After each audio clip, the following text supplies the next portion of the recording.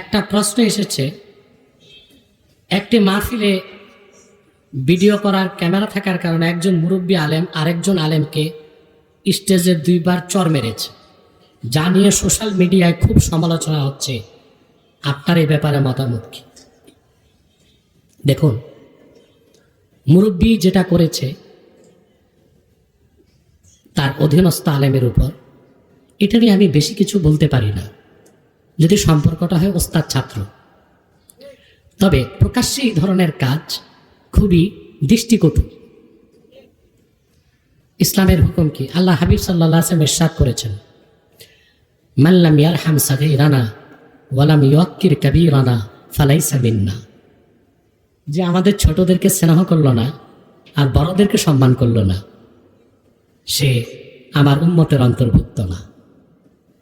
অথবা আমি শিক্ষক, তার মানে এই না আমি আমার ছাত্রকে প্রকাশ্যে মারব। এটা সুন্নাহের খেলাফ কাজ। কথা বুঝতে পারছেন? দ্বিতীয় হচ্ছে, অনেক সময় উস্তাদকেও ছাত্রের বয়স কম হলে সম্মান দিতে হয়। সম্মান, আমি আমার নিজের জীবনে একটা কথা শোনাই। ঢাকাতে এক প্রখ্যাত মাদ্রাসায় আমি মেশকাত পর্যন্ত পড়েছি, নাদুয়াতে যাওয়ার আগে, দারুল উলুম করাচি যাওয়ার আগে। একবার সেখানে আমি গেলাম, আমার প্রিয় মাদ্রাসা, আমি যাব না, যে আমি বড় বিপদে পড়লাম। মাদ্রাসার যে প্রিন্সিপাল মোহতামিম, উনিও প্রখ্যাত আলেম, আবুল হাসান নদভী রহমতুল্লাহর খলিফা।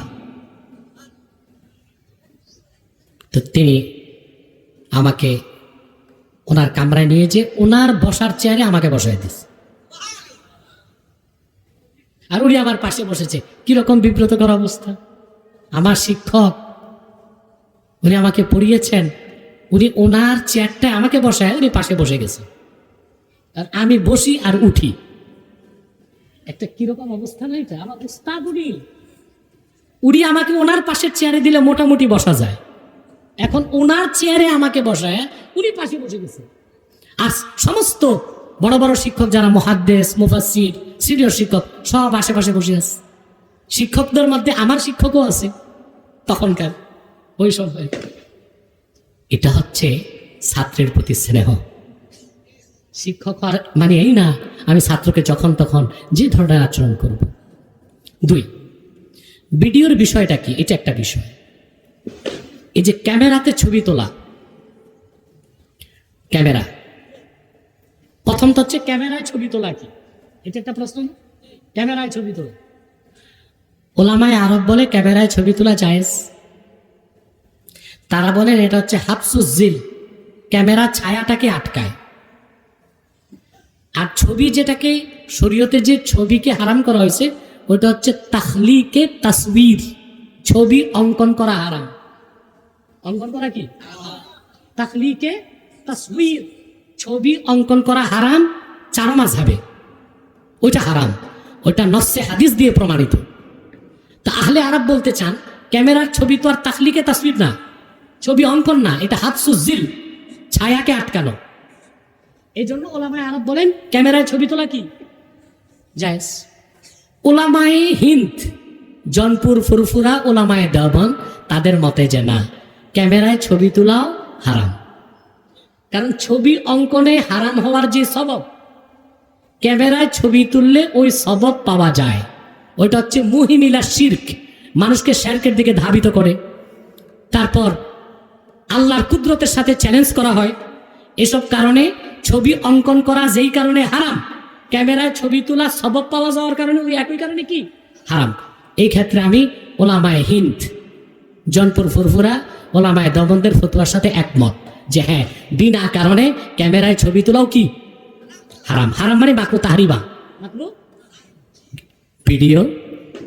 ভিডিওটা হচ্ছে মুবাহ, জায়েজ, কারণ এটা স্টিল না, এটা চলন্ত।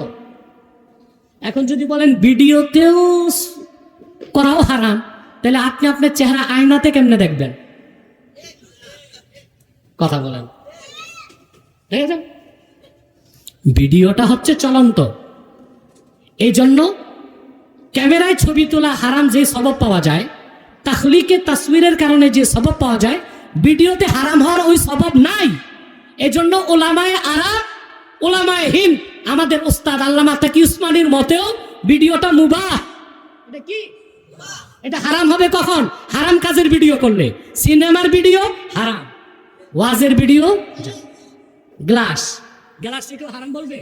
গ্লাসে মদ খাওয়া কি, শরবত খাওয়া হালাল, ব্যবহারের উপর হারাম হালাল।